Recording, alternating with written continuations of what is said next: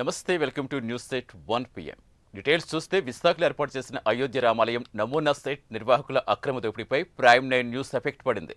భక్తి ముసుగులో దుర్గాప్రసాద్ అనే వ్యక్తి దోచుకునేందుకు పక్కా స్కెచ్ వేశాడు. ఈ నెల 29న స్వామివారి కళ్యాణం పేరిట టికెట్ రేట్లు భారీగా పెంచి అమ్ముకునేందుకు ప్రయత్నించాడు. దీంతో ప్రైమ్ 9 న్యూస్ ఈ విషయంపై ఫోకస్ పెట్టింది. వీరి నిజ స్వరూపం బయటపెట్టింది. అటు భద్రాచలం ఈవో రమాదేవి సైతం ఫిర్యాదు చేయడంతో నిర్వాహకులు ఈ సెట్ మూసేస్తున్నట్టు వెల్లడించారు.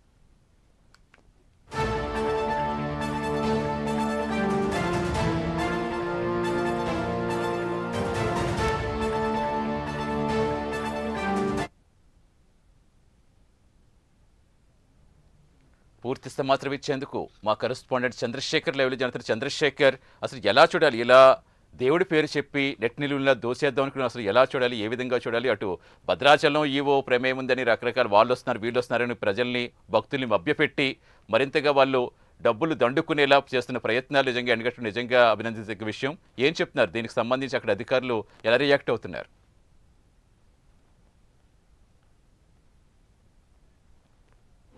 రైట్ సతీష్, చూసుకుంటే ఏదైతే విశాఖలో ఏర్పాటు చేసినటువంటి శ్రీ గరుడ అయోధ్య రామ మందిర నమూనా సెట్ నిర్వాహకుడు ఎవరైతే ఉన్నారో దుర్గాప్రసాద్ అనేటటువంటి వ్యక్తి అయితే ఆ భక్తులని దోచుకునేటటువంటి ప్రయత్నం చేశాడని చెప్పుకోవాలి. ఎందుకంటే దీనికి సంబంధించినటువంటి ఒక అతిపెద్ద స్కెచ్ని కూడా ఆయన వేసినట్లుగా తెలుస్తుంది. ముఖ్యంగా చూసుకుంటే ఈ నెల 29వ తేదీన రాముల వారి కళ్యాణం నిర్వహిస్తామంటూ కూడా దాదాపు 2,999 రూపాయలకి ధరను నియమించినటువంటి ఒక టికెట్ను కూడా విక్రయించేటటువంటి ప్రయత్నం అయితే చేశారు. ఈ నేపథ్యంలో భక్తుల నుంచి కోట్లాది రూపాయలు కూడా దోచుకునే ప్రయత్నం అయితే చేశాడని చెప్పుకోవాలి. ఎందుకంటే ఏదైతే విశాఖలో ఏర్పాటు చేసినటువంటి ఈ అయోధ్య రామ మందిర నమూనా సెట్ ఏదైతే ఉందో ఇక్కడ బాలరాముడి విగ్రహాన్ని స్థాపించామంటూ కూడా వారైతే దాదాపు 45 నుంచి 50 రోజుల నుంచి కూడా ఇక్కడైతే ఎగ్జిబిషన్ అయితే కొనసాగిస్తున్న పరిస్థితి కనిపిస్తుంది. మనం చూసుకుంటే పూర్తిగా కూడా ఆ వెనక వైపు ఉన్నటువంటి ఏదైతే అయోధ్య రామ మందిరానికి సంబంధించినటువంటి నమూనా సెట్కి సంబంధించినటువంటి ఎంట్రన్స్ విభాగం ఏదైతే ఉందో దీన్ని అయితే పోలీసులు పూర్తిగా బంద్ చేయాలంటూ కూడా చెప్పిన పరిస్థితి కనిపిస్తుంది. ఏదైతే దీనికి సంబంధించినటువంటి నిర్వాహకుడు దుర్గాప్రసాద్ అయితే ఫుల్ స్కెచ్తోనే ఇక్కడికి వచ్చినట్లుగా తెలుస్తుంది. ఎందుకంటే గతంలో కూడా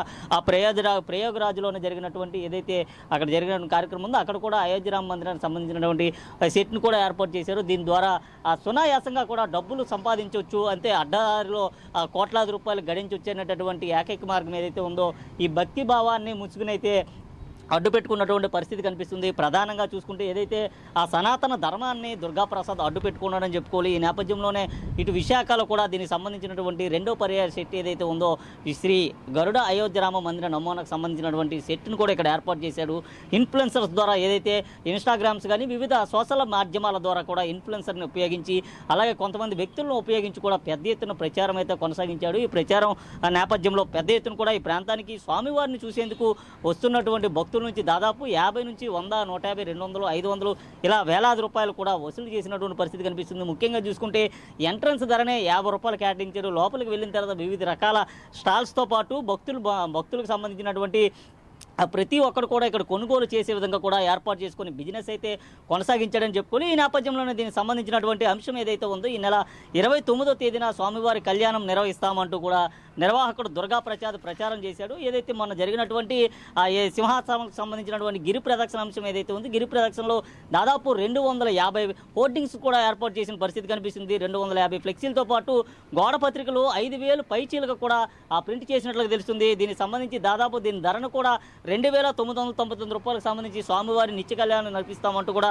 చెప్పిన పరిస్థితి కనిపిస్తుంది. నేపథ్యంలో దీనికి సంబంధించినటువంటి అంశం ఏదైతే ఉందో అయితే భద్రాచలానికి సంబంధించినటువంటి ఎవరైతే ప్రధాన అర్చకులు ఎవరైతే ఉన్నారో భద్రాచలానికి సంబంధించినటువంటి ప్రధాన అర్చకులు వచ్చి స్వామివారి కళ్యాణం నిర్వహిస్తారంటూ కూడా చెప్పిన పరిస్థితి కనిపించింది. ఆ విధంగా కూడా ప్రచారం అయితే చేయించాడు. ప్రచారం చేయించినటువంటి నేపథ్యంలో ఏదైతే భద్రాచలం సంబంధించినటువంటి ఆలయ అధికారి ఈవో రమాదేవి అయితే వెంటనే తేరుకున్న పరిస్థితి కనిపించింది. అయితే దీని నిర్వాహకులపైన కూడా 3వ పట్టణ పోలీస్ స్టేషన్లో కూడా ఆమె అయితే ఫిర్యాదు చేసిన పరిస్థితి కనిపించింది. నేపథ్యంలో దీనికి సంబంధించి కూడా 3వ పట్టణ పోలీస్ స్టేషన్లో అయితే కేసు నమోదు చేశారు. కేసు నమోదు చేసిన అనంతరం కూడా ఏదైతే విచారణ కొనసాగుతున్నటువంటి సమయంలో విస్తుపోయేటటువంటి విషయాలైతే వెలుగులోకి వచ్చిన పరిస్థితి కనిపిస్తుంది. పోలీసులు కూపీ లాగుకుంటే పూర్తిగా కూడా తీగ లాగితే దొంకంతా కదిలిన పరిస్థితి కనిపిస్తుంది. దుర్గాప్రసాద్ అక్రమార్జనకు పాల్పడినట్లుగానే పూర్తిగా కూడా తేటతెల్లమైనటువంటి పరిస్థితి కనిపిస్తుంది. విశాఖలో ఏర్పాటు చేసినటువంటి ఏదైతే అయోధ్య రామ మందిరానికి సంబంధించినటువంటి సెట్ ఏదైతే ఉందో 45 రోజులకు మాత్రమే అనుమతి తీసుకున్నప్పటికీ ఈ నెల 29వ తేదీన ఆ స్వామివారి కళ్యాణం నిర్వహిస్తామంటూ కూడా మరో 15 రోజుల పాటు కూడా దాన్ని ఎక్స్టెన్షన్ చేసుకున్నట్లుగా చెప్పుకొని వచ్చారు. ఈ నేపథ్యంలోనే కళ్యాణం నిర్వహించి భక్తుల నుంచి కోట్లాది రూపాయలు వసూలు చేసుకోవచ్చనేటటువంటి ఒక విపత్కరమైనటువంటి ప్లాన్ అయితే పన్నాగాన్ని కూడా పన్నినటువంటి పరిస్థితి కనిపిస్తుంది. ఈ పన్నాగంలో భక్తులందరినీ కూడా పూర్తిగా గుడ్డివాళ్ళు చేసే ప్రయత్నం అయితే కనిపిస్తుంది. వారి వద్ద నుంచి వేలాది రూపాయలు దోచుకునేటటువంటి ప్రయత్నం చేశాడు. దోచుకునేటటువంటి ప్రయత్నంలో అదైతే పూర్తిగా కూడా బెడిచుకుంటున్నటువంటి పరిస్థితి కనిపిస్తుంది. ఇదే నేపథ్యానికి సంబంధించి కూడా ప్రైమ్ 9 అయితే వరుస కథనాలు అయితే వెలువరించిన పరిస్థితి కనిపిస్తుంది. పూర్తిగా దుర్గాప్రసాద్ చేస్తున్నటువంటి అరాచకం ఏదైతే ఉందో అరాచకాన్ని పబ్లిక్కి తెలియజేసేలాగా అలాగే భక్తులకు తెలియజేసేలాగా కూడా ప్రైమ్ 9లో వరుస కథనాలు అయితే వచ్చాయి. వరుస కథనాలు వచ్చినటువంటి నేపథ్యంలో వెంటనే అధికారులు అయితే తేరుకున్నటువంటి పరిస్థితి కనిపించింది. పూర్తిగా చూసుకుంటే ఇటు దుర్గాప్రసాద్ సంబంధించి ఏదైతే బ్యానర్స్ ఏవైతే ఉన్నాయో బ్యానర్స్ ప్రింటింగ్ విషయంలో తనకి ఎటువంటి సంబంధం లేదంటూ పోలీసుల వద్ద చెప్పినటువంటి సమాచారం ఏదైతే ఉందో అదంతా కూడా బూటకం అవాస్తవం అంటూ కూడా ప్రైమ్ 9 అయితే ప్రచురించిన పరిస్థితి కనిపించింది. దీనికి సంబంధించినటువంటి ప్రింటింగ్ ప్రెస్కి సంబంధించినటువంటి వ్యక్తితో కూడా ఆడియో సంభాషణ ఏదైతే ఉందో దుర్గాప్రసాద్కి ఆయనకి మధ్య జరిగినటువంటి ఆడియో సంభాషణ ఏదైతే ఉందో ఆడియో సంభాషణ కూడా ప్రైమ్ 9 స్క్రీన్ పైన అయితే పూర్తిగా ప్రచురించిన పరిస్థితి కనిపించింది. నేపథ్యంలో తేరుకున్నటువంటి అధికారులు పూర్తిగా కూడా దుర్గాప్రసాద్ పూర్తిగా ఇక్కడ అక్రమార్జనకు పాల్పడుతున్నట్టు కూడా వారంతా కూడా తెలుసుకున్నటువంటి పరిస్థితి కనిపించింది. ఈ నేపథ్యంలో దీనికి సంబంధించి ఏదైతే విశాఖ సాగర్ తీరాన్ని ఏర్పాటు చేసినటువంటి అయోధ్య రామ మందిరానికి సంబంధించినటువంటి సెట్ ఏదైతే ఉందో ఈ సెట్ను పూర్తిగా మూసివేయాలి నిలిపివేయాలి అంటూ కూడా చెప్పిన పరిస్థితి కనిపించింది. ఈ నేపథ్యంలో ఈ రోజు నుంచి కూడా పూర్తిగా దీనికి సంబంధించినటువంటి ఆ భక్తులకి ఎవరికి కూడా లోపలికి విడిచిపెట్టలేని పరిస్థితి కనిపిస్తుంది. కూడా దీన్ని అయితే నిలిపివేసిన పరిస్థితి కనిపిస్తుంది. అయితే దుర్గాప్రసాద్ ఎంతమంది వద్ద 2,999 రూపాయలకు సంబంధించి నగదు వసూలు చేశాడనేది అయితే తెలియాల్సి ఉంది. అదే నేను మిమ్మల్ని అడగబోతున్నాను. ఇప్పుడు ఆల్రెడీ డబ్బులు వసూలు చేస్తాడా? ఇప్పుడు డబ్బులు వసూలు చేస్తే భక్తులు ముందుకు వచ్చారా వారి దగ్గర వసూలు చేస్తున్నట్టుగా? ఒకవేళ వసూలు చేస్తే ఆ డబ్బులని వెనక్కి ఇచ్చేది ఏమైనా జరుగుతుందా? ప్రాసెస్ ఏమైనా జరుగుతుందా? అసలు అధికారులు ఎలా ముందుకు వెళ్ళే అవకాశం?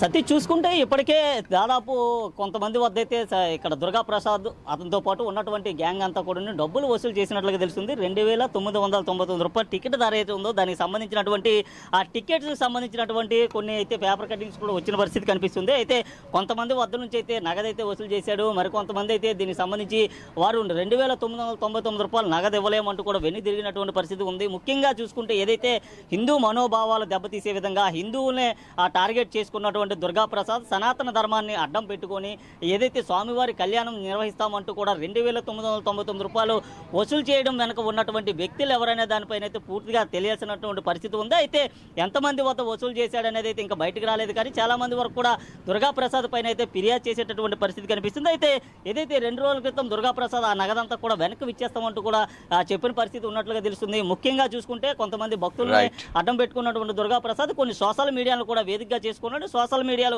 వేదిక కూడా అయితే ఇలాంటి ఘటనకు పాల్పడినట్లుగా తెలుస్తుంది. అయితే ఇటువంటి వ్యక్తి పైన తగిన చర్యలు తీసుకునే విధంగా కూడా హిందూ సాధు పరిషత్ సంఘం కూడా ముందుకు వచ్చినటువంటి పరిస్థితి కనిపిస్తుంది. ముఖ్యంగా చూసుకుంటే ఏదైతే స్వామివారి కళ్యాణం నిర్వహిస్తున్నారో ఆ కళ్యాణాన్ని ఉచితంగా నిర్వహించాలంటూ కూడా చెప్పినప్పటికీ ఇటు పోలీస్ అధికారులు అయితే దానిపైన పూర్తిగా వేటు వేసిన పరిస్థితి కనిపిస్తుంది. దీన్ని పూర్తిగా మూసివేయాలంటూ కూడా ఆదేశాలు జారీ చేసిన పరిస్థితి కనిపిస్తుంది. Satish right, thank you Chandrasekhar.